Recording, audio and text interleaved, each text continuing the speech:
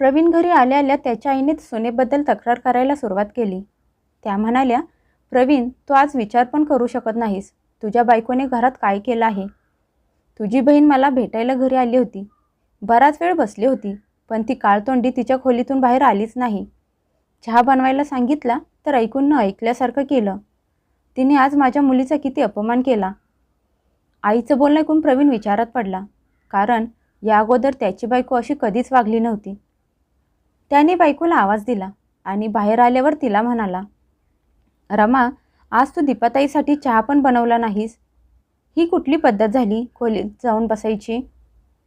नवऱ्याचं बोलणं ऐकून रमा रागात म्हणाली, त्यांच्या मुलीसाठी मी का म्हणून चहा बनवायचा. हे ऐकून तिची सासू चकित होऊन म्हणाली, का ग, माझी मुलगी तुझी कोणी लागत नाही का. ते असं बोलत आहेच. रमा डोळे मोठे करून लगेच म्हणाली, ती तुमची मुलगी आहे म्हणल्यावर ती तुमची पाहुणी झाली, माझी कोणीच नाही. त्यांच्यासाठी जे करायचं आहे ते तुमचं तुम्ही करा. सुनेचं तिखट उत्तर ऐकून तिच्या सासूला राग आला आणि डोळे मोठे करून तिच्याकडे बघायला लागली. लताताईंनी त्यांच्या मुलीला दीपाला फोन केला आणि म्हणाल्या, दीपा, मला तुला भेटायची खूप इच्छा झाली आहे. दिवसभर घरात बसून बोर होत असते. तू घरी आल्यावर तुझ्यासोबत गप्पा मारत दिवस कसा निघून जातो कळतच नाही. आईचं बोलणं ऐकून दीपा म्हणाली, आई, मला माझ्या घरी पण खूप कामं असतात. आराम करायला जरा पण वेळ मिळत नाही. असू दे, मी उद्या तुला भेटायला येते.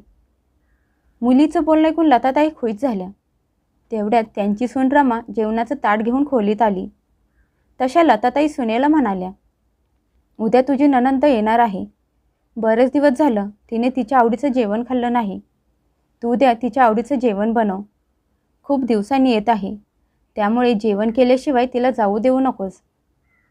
सासूचं बोलणं ऐकून रमा म्हणाली, आई, मी तर प्रत्येक वेळी ताई येतात तेव्हा त्यांना जेवण करूनच पाठवत असते.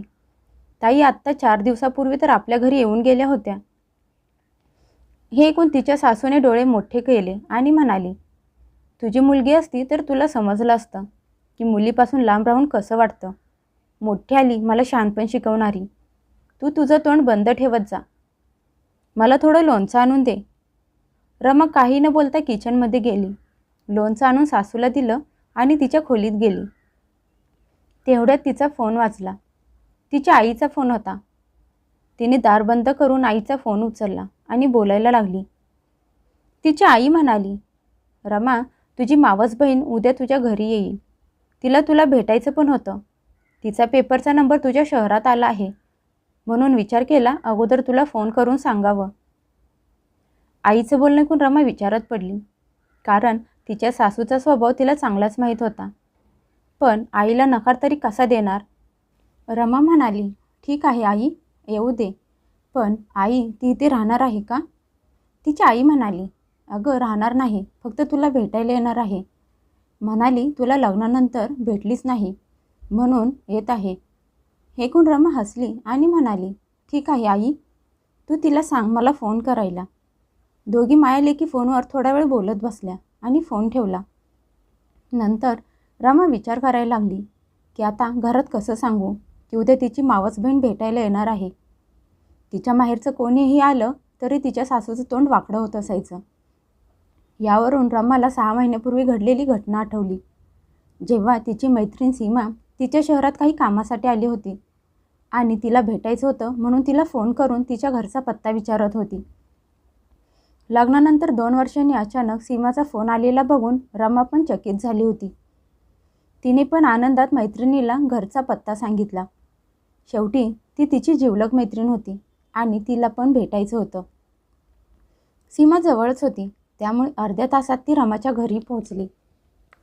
बेल वाजली तसे रमाने आनंदात जाऊन दार उघडले. तिला समोर बघून आनंदात कडकडून मिठी मारली. नंतर म्हणाली, यार सीमा, तू तर अचानक दर्शन दिलंस. 1 दिवस अगोदर फोन करून सांगायचं होतं. सीमा पण आनंदात घरात येत म्हणाली, अरे यार, मी अगोदर तुला फोन करून सांगितलं असतं तर तुझ्या चेहऱ्यावरचा आनंद मला कसा बघायला मिळाला असता. थोडा वेळ गप्पा मारून रमा तिच्यासाठी चहा नाश्ता बनवायला किचनमध्ये गेली. सीमा पण तिच्या मागे मागे किचनमध्ये गेली. तेवढ्यात तिची सासू खोलीतून झोपेतून उठून बाहेर आली. किचनमध्ये गेल्यावर सीमाला बघून त्यांचा चेहरा उतरला. सासूचा चेहरा बघून रमाला समजलं की तिची सासू चिडणार आहे. रमा लगेच म्हणाली, आई, ही माझी जिवलग मैत्रीण सीमा आहे. आज या शहरात आली होती म्हणून मला भेटायला आली आहे. सासूच्या चेहऱ्यावरचे भाव बघून रमाला खूप विचित्र वाटलं. मग सीमा म्हणाली, काकू, मी माझ्या शहरातून तुमच्यासाठी ही प्रसिद्ध मिठाई घेऊन आली आहे. ती मिठाई बघून लताताईंच्या चेहऱ्यावरचे भाव लगेच बदलले आणि चेहऱ्यावर हसू आलं. ते हसू तो मिठाईचा बॉक्स बघून आलं होतं. त्यानंतर त्या दोघी मैत्रिणी चहा नाश्ता करत गप्पा मारत बसल्या. बऱ्याच वेळानंतर रमा म्हणाली, सीमा, आता आलीच आहेस तर जेवण करून जा. तसे सीमा म्हणाली, नको यार, आता मला खूप घाई आहे. पुढच्या वेळी नक्की जेवायला थांबेन. शेवटी तुझ्या हातचं जेवण मी कसे काय मिस करू शकते. पुढच्या वेळी नक्की, असं म्हणत सीमा निघून गेली.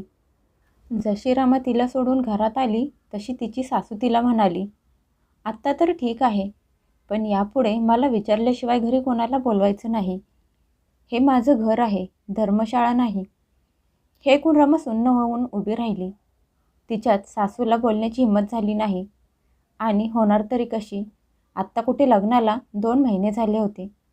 अजून ती सासूला, घरातल्या लोकांना त्यांच्या स्वभावाला नीट ओळखत पण नव्हती.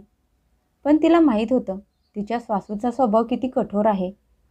संध्याकाळी त्यांचा मुलगा प्रवीण घरी आल्या आल्या लताताई त्याच्याकडे तक्रार करत म्हणाल्या, प्रवीण, तुझ्या बायकोला सांग, जी काही मैत्री असेल ती लग्नाच्या अगोदरची होती. आता लग्नानंतर निभावण्याची गरज नाही. आपल्याला काय देणं घेणं आहे तिच्या मैत्रिणींशी. आज तिने मला न विचारता तिच्या मैत्रिणीला घरी बोलावलं होतं. मला हे सगळं अजिबात आवडलेलं नाही. हे सगळं आठवत होती तेवढ्यात रमाचा फोन वाजला आणि ती तिच्या भूतकाळातून बाहेर आली. यावेळी बघितलं तर तिच्या मावस बहिणीचा फोन होता. फोन उचलल्यावर शिवानी आनंदात हसत तिच्याशी गप्पा मारायला लागली. फोन ठेवल्यावर रमाला कळत नव्हतं की घरात शिवानीबद्दल कसं सांगायचं. तिने रात्री झोपताना नवऱ्याला बहिणीच्या येण्याबद्दल सांगितलं. प्रवीण म्हणाला, ठीक आहे, मी काहीतरी बाहेरून चांगलं खायला घेऊन येतो. तू तुझ्या बहिणीचा चांगला पाहुणचार कर. नवऱ्याचं बोलणं ऐकून रमाच्या मनाला थोडी शांती मिळाली. पण सासूची अजून पण मनात भीती वाटत होती. म्हणून ती घाबरत नवऱ्याला म्हणाली, अहो, पण आई काही बोलणार तर नाहीत ना?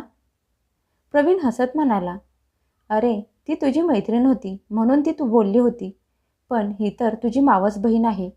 त्या दोघींच्या नात्यात फरक आहे. माझ्या आईला एवढं पण वाईट समजू नकोस. त्याचं बोलणं ऐकून तिचं मन जरा हलकं झालं. दुसऱ्या दिवशी सकाळी प्रवीण बाहेरून नाश्ता, खायचे पदार्थ घेऊन आला आणि बायकोच्या हातात दिले. ते बघून तिची सासू म्हणाली, प्रवीण, आज घरी कोणी येणार आहे का? प्रवीण उत्तर देणारच होता तेवढ्यात लताताईंचा फोन वाजला आणि त्या त्यांच्या मुलीशी बोलण्यात व्यस्त झाल्या. प्रवीणला ऑफिसला जायला उशीर होत होता, त्यामुळे तो निघून गेला. इकडे तिची सासू फोनवर बोलत बोलत त्यांच्या खोलीत गेली. ते बघून रमाने मोकळा श्वास घेतला. तिला माहीत होतं फोन ठेवल्यावर तिची सासू बाहेर येऊन नक्की विचारणार आहे. माझ्यावर चिडू नयेत, कारण रमा तिच्या सासूच्या रागाला खूप घाबरत असायची. त्यामुळे सासूला सांगायला तिला भीती वाटत होती. पण तेच झालं ज्याची तिला भीती वाटत होती. तिची सासू फोन ठेवून बाहेर आली आणि म्हणाली, रमा, तो नाश्ता आणि खायचे पदार्थ कुणासाठी आणायला सांगितले आहेत? आज माझी मुलगी दीपा पण घरी येणार आहे. हे ऐकून रमा लगेच म्हणाली, हो आई, ताई येणार आहेत म्हणून त्यांनी खायला आणून ठेवलं आहे. रमाची हिंमतच झाली नाही सासूला खरं सांगायची. लताताई पण खूप खुश झाल्या की मुलाने त्यांच्या बहिणीचा एवढा विचार केला. काही वेळातच दीपा घरी आली. लताताई मुलगी घरी आल्यावर सगळं विसरून जातात आणि फक्त मुलीशी गप्पा मारत बसलेले असतात. काही वेळाने त्यांना आठवलं म्हणून त्यांनी सुनेला आवाज दिला आणि म्हणाल्या, रमा, नाश्ता तयार झाला का नाही? तेवढ्यात रमा चहा नाश्ता घेऊन बाहेर आली. तशा लताताई मुलीला म्हणाल्या, आत्ता तू हे खाऊन घे. थोड्या वेळाने तुझी भाऊजाई तुझ्यासाठी बाहेरून आणलेलं खायला घेऊन येईल. तुझ्या भावाने बाहेरून तुझ्यासाठी आणून ठेवलं आहे. हे ऐकून दीपा पण खुश झाली आणि रमाकडे बघून तिच्या आईला म्हणाली, आई, मला तर वाटलं होतं लग्नानंतर प्रवीण एकदम बदलून जाईल, पण असं झालं नाही. लताताई मुलीच्या हातावर हात ठेवून म्हणाल्या, अगं तो का म्हणून बदलेल? तो तुझा भाऊ आहे. दोघींचं बोलणं ऐकून रमाला मनातून खूप वाईट वाटत होतं की कशा फिरून फिरून मायालेकी तिला टोमण्या मारत होता. काही वेळात दीपा म्हणाली, आई, या नाश्त्याला काही चवच नाही. रमा, नाश्ता बनवताना तुझं लक्ष कुठं होतं? हे ऐकून रमा सुन्न झाली. तिने तिच्या सासूकडे बघितले. तशी तिची सासू म्हणाली, रमा, तुला तुझ्या नंदेकडून नाश्ता बनवायला शिकायला पाहिजे. रमा काही न बोलता किचनमध्ये गेली आणि नवऱ्याने बाहेरून आणलेला नाश्ता आणि खायचे पदार्थ बाहेर आणून ठेवले. पण तिचं मन खूप घाबरलेलं होतं, कारण तिची मावस बहिणीची यायची वेळ झाली होती. नाश्ता करून त्या दोघी मायलेकी गप्पा मारत बसल्या होत्या. तेवढ्यात बेल वाजली. तिच्या सासूने आवाज दिला आणि म्हणाली, रमा, बाहेर येऊन तेवढं दार उघड. बघ, प्रवीणने काही ऑर्डर तर केलं नाही. रमाने काही न बोलता येऊन दार उघडले. बघितले तर दारात शिवानी उभी होती. रमाला बघून तिने आनंदात मिठी मारली. तशी तिची सासू आणि नणंद एकमेकींच्या तोंडाकडे बघायला लागल्या. रमा बहिणीला घेऊन जशी घरात आली तशी तिची नणंद दीपा म्हणाली, रमा, ही कोण आहे? आमची ओळख तरी करून दे. रमा हसून म्हणाली, ताई, ही माझी मावस बहीण आहे, शिवानी. शिवानी पण तिथेच बाहेर हॉलमध्ये बसली आणि रमा तिला पाणी घेऊन आली. लताताई तिरक्या नजरेने बघत होत्या आणि ते बघून रमाला खूप भीती वाटत होती. रमाने चहा बनवला आणि बाहेरून आणलेला तोच नाश्ता, खायचे पदार्थ आणून शिवानी समोर ठेवले. हे बघून लताताई शिवानीला म्हणाल्या, अगं खा खा, लाजू नकोस. हे सगळं तुझ्यासाठीच तर आणून ठेवलं आहे. रमा, आम्हाला चहा प्यायचा नव्हता. बनवायच्या अगोदर विचारायचं तरी होतंच. चल दीपा, आपण खोलीत जाऊन गप्पा मारू. असं म्हणत त्या दोघी मायालेकी खोलीत गेल्या. बाहेर रमा आणि शिवानी गप्पा मारत बसल्या. 2 तासानंतर शिवानी म्हणाली, ताई, आता मला जायला लागेल, नाहीतर माझी बस सुटेल. रमाने पण तिला जास्त आग्रह केला नाही आणि तिला निरोप दिला. जशी रमा बहिणीला सोडून घरात आली तशी तिची सासू तिच्यावर तुटून पडली. तिची सासू म्हणाली, रमा, मी तुला सांगितलं होतं ना, माझ्या परवानगीशिवाय घरी कोणाला बोलवायचं नाही. रमा घाबरून म्हणाली, आई, मी तिला बोलावलं नव्हतं. तिचा आज इथे पेपर होता, त्यामुळे जाता जाता मला भेटायला आली होती. तिची सासू रागात म्हणाली, मागच्या वेळी तुझी मैत्रीण आणि यावेळी तुझी बहीण. तू माझ्या घराला काय समजले आहेस? असं रोज रोज पाहुणे माझ्या घरी आलेली मला आवडणार नाहीत. हे माझं घर आहे, समजलं का? आणि इथे माझा हुकूम चालणार. सासूचे बोलणे ऐकून रमाच्या डोक्यात एकच गोष्ट घुमत होती की हे माझं घर नाही का? मी या घरची सदस्य आहे. मग या हक्काने मी माझ्या मनाने या घरात कुणाला बोलवू शकत नाही का? तेवढ्यात दीपा तिच्या आईला म्हणाली, चल आई, आता मी घरी जाते. तुझी नातवंड शाळेतून घरी आली असतील. घरात सासूबाई आहेत, पण मला जायला लागेल. लताताई मुलीला सोडायला बाहेर गेल्या आणि रमा भरल्या डोळ्यांनी तिच्या खोलीत आली. पण आज तिच्या मनात ज्वालामुखी भडकत होता की या घरात माझ्या मैत्रिणी, माझ्या पाहुण्यांना का सहन केलं जात नाही. संध्याकाळी नवरा घरी आले आले ती रागात म्हणाली, प्रवीण, तुम्ही तर बोलत होतात की आई माझ्या बहिणीला घरी आलेलं बघून काही बोलणार नाहीत. पण आईंनी तेच केलं जे मागच्या वेळी सीमा घरी आल्यावर केलं होतं. तुम्ही मला हे सांगा की हे घर माझं नाही का? मी या घरात माझ्या पाहुण्यांना, मित्रमैत्रिणींना बोलवू शकत नाही का? तिचा आवाज ऐकून लताताई त्यांच्या खोलीत आल्या आणि म्हणाल्या, रमा, तू या घरची सून आहेस, मालकीण नाही. इथे सगळं काही माझ्या मर्जीने होणार. तुझ्या मनात आलं की तू कुणालाही इथे बोलवून घेशील. आणि प्रवीण, मला माहीत आहे तू तो नाश्ता खायला सगळं कोणासाठी आणलं होतं. ती तिची पाहुणी आहे, आपली नाही. यापुढे परत जर असं काही झालं तर माझ्यासारखं वाईट कोणी नसेल. लताताई बोलणं ऐकून तिथून निघून गेल्या. अचानक एक दिवस रमाचे आई वडील तिला भेटायला आले. त्यांना बघून लताताई चकित झाल्या आणि रागात त्यांच्या खोलीत जाऊन बसल्या. बाहेर आल्याच नाहीत. रमाचे आई वडील पण म्हणाले की तुझ्या सासूशी बोलणं झालं असतं तर बरं झालं असतं. पण रमाची सासू खोलीतून बाहेर आलीच नाही. रमा सासूच्या खोलीत जाऊन म्हणाली, आई, माझ्या आईबाबांना तुम्हाला भेटायचं आहे. ते तुम्हाला बाहेर बोलवत आहेत. आई, तुम्ही थोडा वेळ बाहेर येऊन बसला असता तर बरं झालं असतं. हे ऐकून तिची सासू डोळे मोठे करून रागात म्हणाली, ते माझ्याशी बोलायला थोडेच आले आहेत.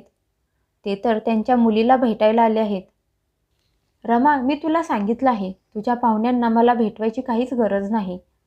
तुझे आई बाबा आहेत, त्यामुळे तुझं तू बघून घे काय करायचं आहे ते.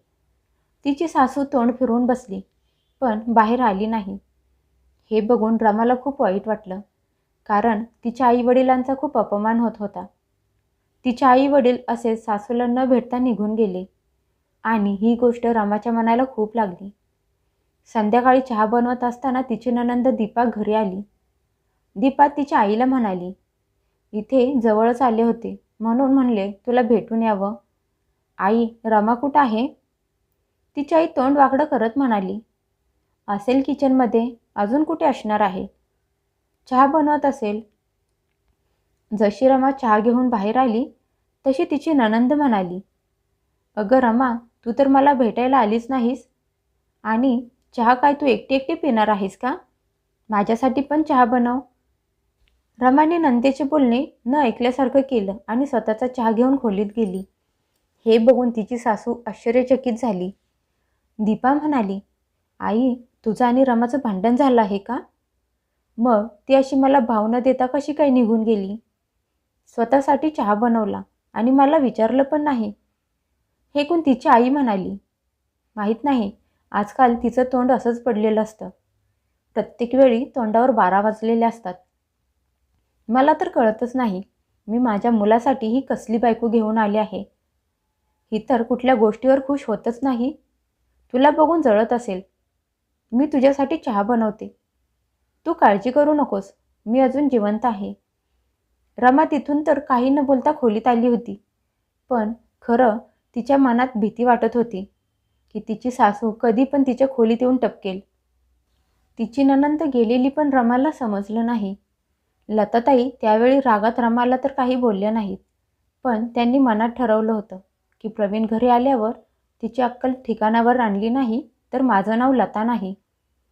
त्या आत्ता रागात मुलगा घरी येण्याची वाट बघत बसल्या होत्या. जसा प्रवीण घरात आला तसे त्यांनी सुनेची तक्रार करायला सुरुवात केली. त्या म्हणाल्या, प्रवीण, आज तू विचार पण करू शकत नाहीस तुझ्या बायकोने काय केलं आहे. तुझी बहीण आज मला भेटायला घरी आली होती. बराच वेळ बसली होती, पण तुझी बायको खोलीतून बाहेर तिला भेटायला आली पण नाही. मी चहा बनवायला सांगितला तर ऐकून न ऐकल्यासारखं केलं. आज माझ्या मुलीचा किती अपमान झाला आहे तुला काय माहीत? प्रवीण विचारात पडला, कारण या अगोदर त्याची बायको अशी कधी वागलीच नव्हती. त्याने रमाला आवाज दिला आणि तिला विचारत म्हणाला, रमा, तू दीपाताईसाठी चहा पण बनवला नाहीस. ही कुठली पद्धत झाली? तू खोलीत आरामात बसली होतीस. नवऱ्याचं बोलणं ऐकून रमा रागात म्हणाली, मी त्यांच्या मुलीसाठी का म्हणून चहा बनवू? हे ऐकून तिची सासू चकित होऊन म्हणाली, का माझी मुलगी तुझी कोणीच लागत नाही का, जे असं बोलत आहेस? रमा लगेच डोळे मोठे करून म्हणाली, आई, ती तुमची मुलगी आहे, त्यामुळे ती तुमची पाहुणी आहे, माझी कोणीच नाही. जे करायचं आहे तुमचं तुम्ही करा. सुनेचं सडेतोड उत्तर ऐकून तिच्या सासूला धक्काच बसला. त्या डोळे मोठे करून सुनेकडे बघायला लागल्या. प्रवीण रागात म्हणाला, रमा, तू हे काय बोलत आहेस? माझी बहीण तुझी कोणीच लागत नाही का? हे सगळं तुझ्या डोक्यात काय चालू आहे? यावर तिची सासू चिडून म्हणाली, अरे प्रवीण, ही तर तिच्या घरून काहीच शिकून आली नाही की घरी आलेल्या पाहुण्यांचे स्वागत, त्यांचा पाहुणचार कसा करायचा असतो. आज तर ती माझ्या मुलीसोबत असं वागली आहे. हिच्यावर तर जरासुद्धा संस्कार केलेले नाहीत. हे ऐकून रमा खूप चिडली आणि मोठ्या आवाजात म्हणाली, आई, हे माझे संस्कार नाहीत, तर ही या घरची रीत आहे, जिथे मुलीची त्यांच्या पाहुण्यांचा खूप पाहुणचार केला जातो, पण सुनेच्या माहेरच्या लोकांचा अपमान केला जातो. आई, तुम्ही विसरलात का? आज जेव्हा माझे आई बाबा मला भेटायला आपल्या घरी आले होते तेव्हा तुम्ही काय केलं होतं? तुम्ही तर खोलीतून बाहेर पण आला नाहीत आणि म्हणाला होता की तुझ्या पाहुण्यांशी माझं काही देणं घेणं नाही. असंच बोलला होता ना तुम्ही? मग आता मी तुमच्या मुलीसोबत असं वागले तर त्यात काय चुकीचं केलं? म्हणून मी बाहेर आले नाही. ती तुमची मुलगी आहे, माझी कोणीच लागत नाही. सुनेचं बोलणं ऐकून तिच्या सासूच्या पायाखालची जमीनच सरकली. त्यांनी तर विचार पण केला नव्हता की त्यांची सून त्या गोष्टीचा असा बदला घेईल. प्रवीणला आता पूर्ण सत्य समजलं होतं. तो त्याच्या आईला म्हणाला, आई, हे घर रमाचं पण आहे. तू तिच्यासोबत असं करू शकत नाहीस. आज तू तिच्या आईवडिलांचा अपमान केलास. ते आपल्याबद्दल काय विचार करत असतील? आई, मी तिथे गेल्यावर जर ते लोक माझ्यासोबत असे वागले तर कसे वाटेल? किंवा जर कधी तू त्यांच्या घरी गेलीस तर ते लोक पण बदला घेऊ शकतात. मग तेव्हा वाईट वाटून घेण्याची गरज नाही. मुलाचं बोलणं ऐकून लताताईंना त्यांच्या चुकीची जाणीव झाली की त्या किती चुकीचं वागल्या होत्या. रमा रागात सासूकडे बघून म्हणाली, आई, तुम्ही इज्जत दिली तर तुम्हाला इज्जत मिळेल. नाहीतर तुम्ही जसे कराल मी पण तसेच करेन. मग माझ्यावर बोट उचलण्याची हिंमत करू नका. सुनेचं असले रूप बघून तिच्या सासूचे डोळे मोठे झाले. रमा रागात खोलीत निघून गेली. आता लताताईंना जाणीव झाली होती की त्यांची चूक किती मोठी होती. त्यांनी ठरवलं होतं की यापुढे ते अशी चूक परत कधी करणार नाहीत आणि त्यांची चूक सुधारतील. सुनेच्या बदललेल्या वागण्याने एका दिवसातच त्यांची अक्कल ठिकाणावर आणली होती.